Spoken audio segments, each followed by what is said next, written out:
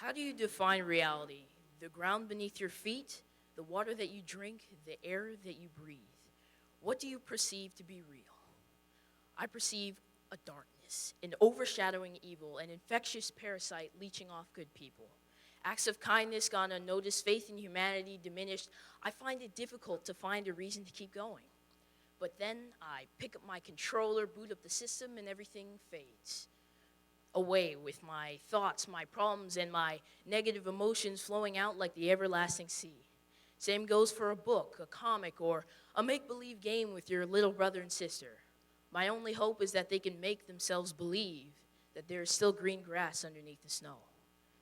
Memorizing, calculating, and theorizing all these fictional stories creates a reverie of a better place because let's face the cliche, life is hard, and I'm not afraid to admit that I'm afraid of what may come, what I might miss. Anxiety and depression might come around to get the last laugh.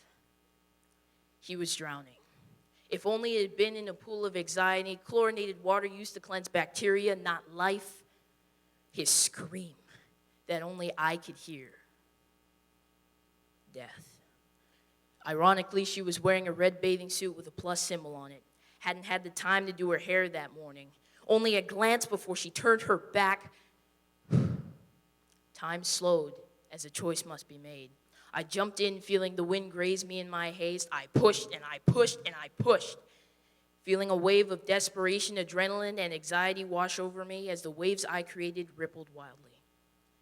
Distraught, the only water left on him were the salt-tainted tears streaming down his face. All he had to do was grab me.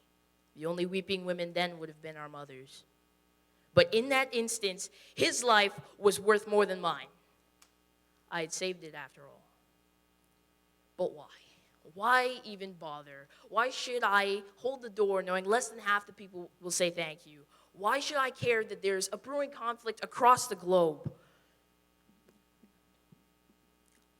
I'm drowning in dread, imagining what would have happened if I wasn't there.